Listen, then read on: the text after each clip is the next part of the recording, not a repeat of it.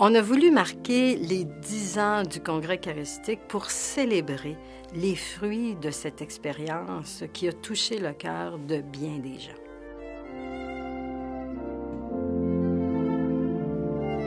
Pour moi, le Congrès eucharistique a été vraiment une expérience d'Église. Je regardais les gens, je regardais tous ces gens-là d'un peu partout qui venaient et j'ai compris que c'était une expérience de l'Esprit Saint.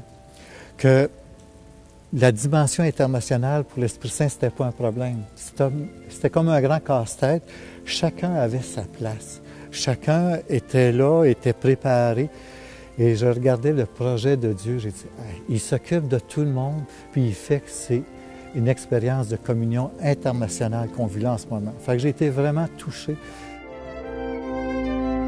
Je retiens du congrès qu'on a on a donné beaucoup de confiance aux jeunes adultes depuis le début, puis on a fait une grande mobilisation les années précédentes qui s'appelle les Montées Jeunesse. On nous a donné souvent carte blanche, on nous a donné un espace pour de la créativité. Moi, ça m'a beaucoup aidé dans mon développement de jeune adulte. Là. Au début de la vingtaine, ça a été déterminant pour mon identité chrétienne qui s'est forgée, qui s'est formée.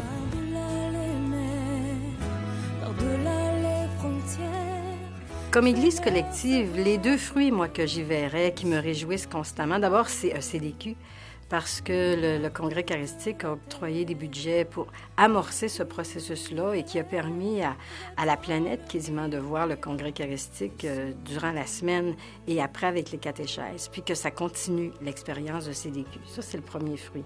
Le deuxième, à chaque fois que je vais à une cérémonie diocésaine et que je vois dans le cœur des prêtres, l'évêque ou des évêques qui réutilisent, je dirais, tous les vêtements liturgiques, qu'on avait pensé de bon matériel. On s'était dit, on va opter pour la simplicité, la sobriété, mais la qualité.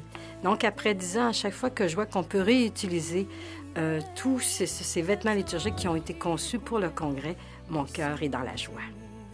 Des fruits spirituels, ils sont plus durs à compter. Ils sont souvent cueillis dans des échanges fortuits avec des personnes qui me disent « Moi, le Congrès eucharistique, là, c'est ça qui a fait que je suis revenue à l'Église. Moi, le Congrès eucharistique, c'est une expérience de l'Église que j'oublierai jamais. Moi, le Congrès eucharistique, là, ça m'a tellement nourri, c'était tellement de la fraternité, ça a changé ma vie. » Donc, il y a plein de petits fruits spirituels de gens qui ont été touchés par l'expérience, que ça les a transformés, que ça les a changés. Et quand ils me voient, parce que souvent je suis associée au Congrès eucharistique, tout de suite, ils me partagent ces perles qu'on peut cueillir encore aujourd'hui, qui nourrit des personnes. Je retiens aussi que c'est une expérience d'église pour moi. Vraiment faire église avec des gens différents de nous, parce qu'en essayant de préparer, d'organiser des activités, honnêtement, j'ai trouvé ça parfois confrontant, mais ça m'a toujours fait grandir. Et au fil des années qui ont précédé le Congrès, qui ont entouré le Congrès, il y a des amitiés solides qui se sont créées. Et j'ai compris qu'au-delà des divergences, des nuances de couleurs en Église, c'était la fraternité puis l'amitié qui pouvait nous faire sentir vraiment une famille, la famille de Dieu.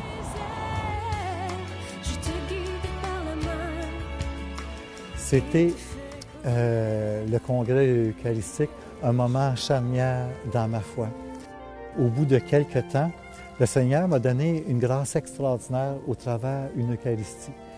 J'ai saisi la présence et l'action du Christ au travers de l'Eucharistie. Comment que Dieu voulait nous rencontrer, comment il voulait faire communion avec nous autres. Cette expérience-là a vraiment changé ma vie et j'ai côtoyé des gens qui ont été touchés personnellement par le Christ au travers des Eucharisties, autant durant le Congrès et après. Ce qui fait que cette expérience-là du Congrès eucharistique me fait vivre et nous fait vivre à Trois-Rivières depuis 10 ans. On se réunit à tous les mois depuis 10 ans pour célébrer, prier et adorer le Seigneur. Et à tous les années, on fait une grande journée eucharistique. Alors, on a commencé avec les DVD du Congrès eucharistique. On repassait ça année après année. On échangeait, on approfondissait le mystère eucharistique. Aujourd'hui, on fait venir des conférenciers. La prochaine rencontre, c'est Eucharistie et mission dans le monde d'aujourd'hui. Au-delà des doutes que j'aurais pu avoir, c'était au contraire un tremplin dans ma vie. C'était vraiment un tremplin dans ma vie de foi, dans ma vie personnelle. Et j'en rends grâce à Dieu là, pour cette expérience-là, qui me guide encore et qui me fait vivre aujourd'hui. J'ai retenu du congrès que ça prenait beaucoup de créativité pour vivre la foi à notre époque, puis pour l'avenir aussi. On l'a expérimenté, on a eu de l'espace pour ça, puis dans mon quotidien présentement, je m'implique dans la communauté du Tisonnier, qui est comme un peu un laboratoire d'église.